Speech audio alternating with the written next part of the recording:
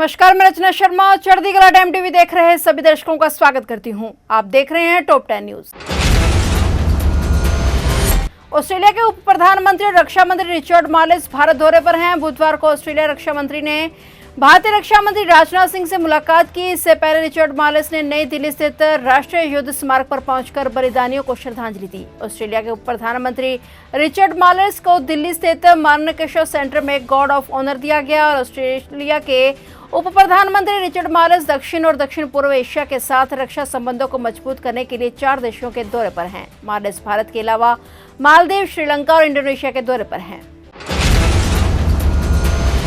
संसद के मानसून सत्र की तारीखें घोषित की गई हैं। केंद्रीय संसदीय कार्य मंत्री किरण रिजिजू ने बताया कि 21 जुलाई से 12 अगस्त तक संसद का मानसून सत्र आयोजित किया जाएगा। विपक्ष की ओर से ऑपरेशन सिंदूर और पहलगाम आतंकी हमले को लेकर लगातार की जा रही संसद के विशेष सत्र की मांग के बीच सरकार ने ये ऐलान किया है। संसद के मानसून सत्र में बीमा संशोधन विधेयक पेश किया जा सकता है। विधेयक में बीमा क्षेत्र में एफडीआई की सीमा बढ़ाकर 100% करने की तैयारी है। मीडिया रिपोर्ट्स के अनुसार विधेयक का मसौदा तैयार है और इसे जल्द की मंजूरी के लिए कैबिनेट के सामने पेश किया जाएगा। कैबिनेट की मंजूरी के बाद वित्त मंत्रालय के तहत वित्तीय सेवा विभाग विधेयक को संसद में पेश करने की प्रक्रिया शुरू करेगा।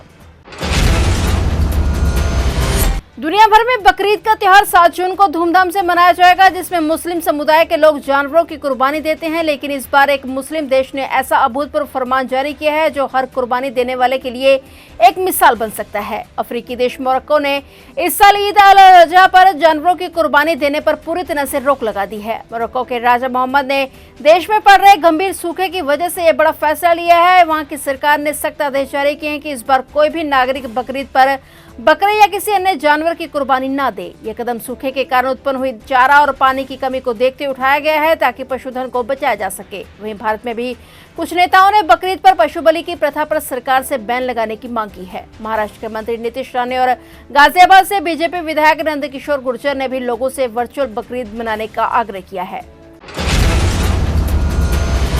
पंजाब पुलिस ने एक ऐसे यूट्यूबर जसबीर सिंह को गिरफ्तार किया है जो अपने चैनल जान महल के लिए जरिए करीब 11 लाख से अधिक सब्सक्राइबर तक पहुंच चुका है। और पुलिस अधिकारियों के अनुसार जसबीर सिंह पर पाकिस्तान समर्थित जासूसी नेटवर्क से जुड़ने का आरोप है। रूपनगर जिले के माला गांव के रहने वाले जसबीर सिंह को मोहाली स्थित राज्य विशेष संचालन सेल ने कारगर खुफिया जानकारी के आधार पर हिरासत में लिया है। जसबीर सिंह हाल ही में गिरफ्तार होने वाली हरियाणा की ज्योति मल्होत्रा के बाद दूसरा डिजिटल कंटेंट क्रिएटर है जिसने उसकी नियमित बातचीत भी होती थी। और पुलिस के मुताबिक जसबीर सिंह का पाकिस्तान की खुफिया एजेंसी आईएसआई के संदिग्ध एजेंट शकीर उर्फ जुट रंधावा से करीबी संपर्क था और वो भारतीय मूल का है और पाकिस्तान के लिए काम करता है। इसके अलावा वह दानिश नाम के पाकिस्तानी नागरिक से भी जुड़ा हुआ था जो पहले जासूसी के आरोप में भारत से निष्कासित किया जा चुका है और पाकिस्तान हाई कमीशन में काम कर चुका है।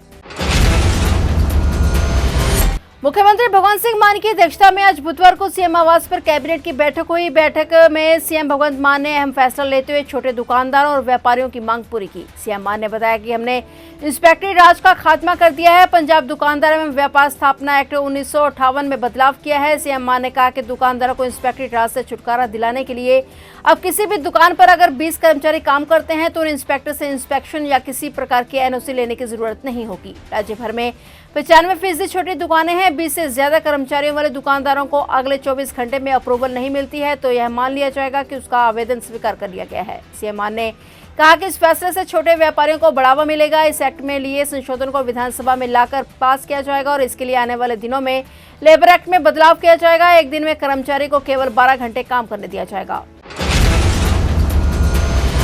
कांग्रेस नेता और लोकसभा में नेता प्रतिपक्ष राहुल गांधी आज हरियाणा कांग्रेस के दफ्तर पहुंचे जहां उनका हरियाणा की लीडरशिप ने भव्य स्वागत किया। राहुल गांधी लीडरशिप से मिलकर गुटबाजी खत्म करने और संगठन को मजबूत करने का रोडमैप देने के लिए पहुंचे और इसके अलावा उन्होंने हरियाणा में नियुक्त किए गए सभी जिलों के पर्यवेक्षकों के साथ मीटिंग कर फीडबैक भी लिया। हरियाणा में संगठन बनाने के लिए कांग्रेस ने 22 पर्यवेक्षक नियुक्त किए हैं। बताया जा रहा है कि पहली बार कोई गांधी परिवार का सदस्य चंडीगढ़ में कांग्रेस भवन में आया है। 115 नेताओं के साथ 2 दौर में मुलाकात का कार्यक्रम हुआ। राहुल गांधी ने पहले कांग्रेस के 17 वरिष्ठ नेताओं से बातचीत की और इसके बाद 21 केंद्रीय और 70 पर्यवेक्षकों के साथ बैठक की, जिनमें राहुल गांधी के साथ बीके हरिप्रसाद, उदयभान, भूपेंद्र सिंह हुड्डा, कुमारी शैलजा और सुरजेवाला शामिल हुए।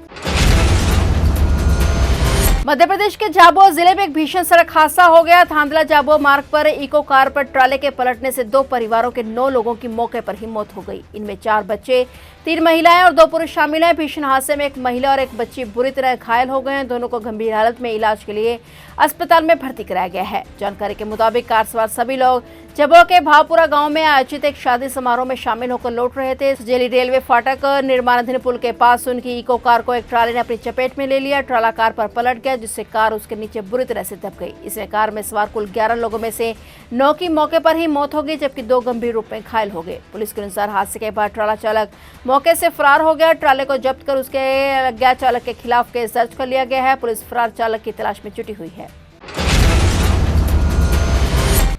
बागपत में 2 भाइयों के मकान बंटवारे के विवाद में भारतीय सेना के फौजियों की एंट्री हो गई है। सेना में कर्नल भाई ने अपने भाई और चाचा से मकान का कब्जा लेने के लिए फौजियों की टुकड़ी को भेज दिया। आधा दर्जन फौजी फिल्मी अंदाज में गांव में पहुंचे और मकान का गेट और ताले तोड़कर कब्जा लिया। इतना ही नहीं, फौजियों ने मकान का लोहे का गेट हथौड़े की मदद से तोड़ दिया और उसे अपने ट्रक में डालकर साथ ले गए। मकान के ताले और गेट तोड़फोड़ करते हुए फौजियों के वीडियो सोशल मीडिया पर वायरल हुए हैं, जिसके बाद बड़ौद कोतवाली पुलिस ने मामला दर्ज कर लिया है और पड़ताल में जुट गई है।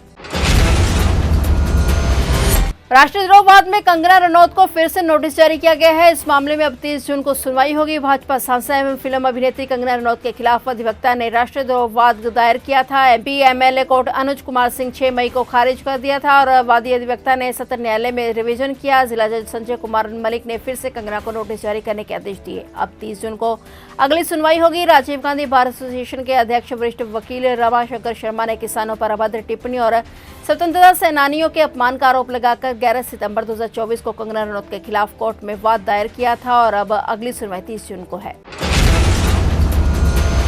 दिल्ली की बीजेपी की सरकार के 100 दिन पूरे हो चुके हैं और इस मौके पर मुख्यमंत्री रेखा गुप्ता ने 100 दिनों की उपलब्धियां गिनाई और बिजली पानी जैसे मुद्दों पर सवालों के जवाब दिए। उन्होंने कहा कि 100 दिन होता बहुत कम होते हैं और किसी भी सरकार का आंकलन करने के लिए हम सही दिशा में चल रहे हैं और दिशा सही है, दिशा सुधारनी है। दिल्ली क्या चाहती है, इस दिशा में हम आगे बढ़ रहे हैं। महिला समृद्धि योजना में हो रही देरी पर सवाल पूछे जाने पर रेखा गुप्ता ने कहा कि हमने जो कुछ भी संकल्प पत्र में कहा है वो सभी काम कर रहे हैं और ये भी करेंगे, और लेकिन हर चीज का प्रोसीजर होता है। बता दें कि विधानसभा चुनाव के समय बीजेपी ने महिलाओं को 2500 रुपए प्रति महीने देने का वादा किया था। उन्होंने आम आदमी पार्टी की पूर्ववर्ती सरकार पर निशाना साधते हुए कहा कि हम वो सरकार नहीं है जो लोकसभा चुनाव के समय कहा कि हम देंगे लेकिन जाते जाते भी नहीं दिए, पंजाब में भी नहीं दिया और अब कमिटमेंट पूरा करेंगे।